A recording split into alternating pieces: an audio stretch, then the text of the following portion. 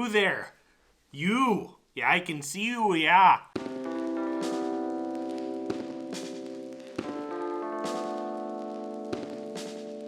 I don't actually sound like that. Most Minnesotans don't sound like that.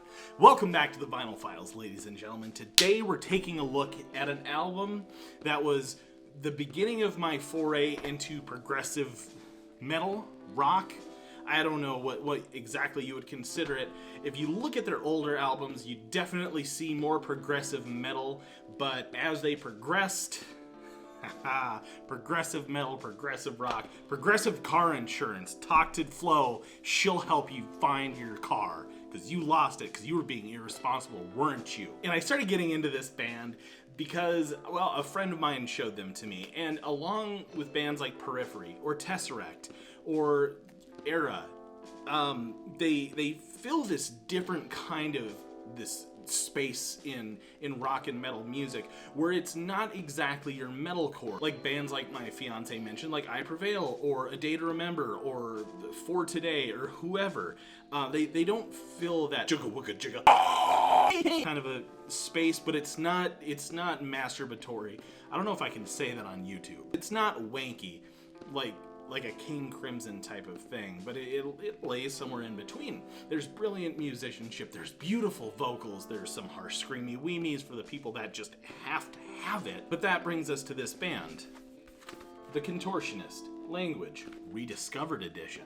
You bury it in the forest, you go find it again, you go, look, it's The Contortionist. I remember this album. So before we get into this album, I just want to say thanks for watching. Make sure to subscribe. I have new videos coming out every single Saturday, so you're going to want to subscribe so you don't miss those. Leave a like and a comment telling me what records I should be checking out. I'm always looking to broaden my horizons. So, The Contortionist, Language, Rediscovered. This is their third album.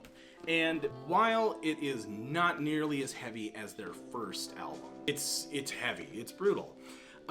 This leaps into melodic, which I think is important because their vocalist on this album, and their current vocalist as well, he has such a beautiful voice that it would be a waste to just have him scream all the time. And there's dirty vocals on this album as well, but it really highlights his clean vocals, and I love that. Standout tracks on this one, The Source, the intro track, it really sets the scene really well, where you can picture yourself sitting underneath this tree, looking up at this giant orb, and just being like, wow, this is reality.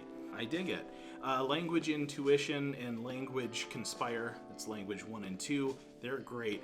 Primordial Sound, Ebb and Flow. And then one thing that I do like that they did on this album is they reinterpreted 4 of their songs into acoustic-ish renditions. It really highlights the musicianship that these guys have clearly mastered. I saw them back in 2016 when they were touring off this album with Tesseract, with The Contortionist, and Sky Harbor, and Era, and maybe another band, I don't know. But they were so incredibly tight live. They sound like the album.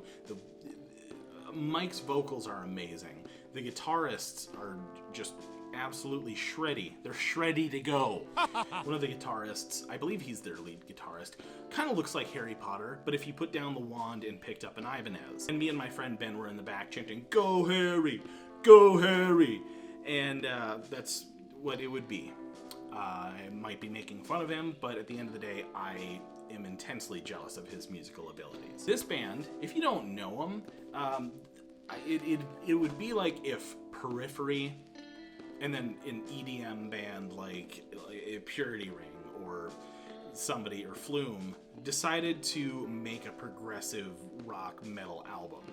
And it does very well. It's kind of got that, what I can only describe as Earthbound, the store, vibes to it, which anybody who knows that store understands what I mean.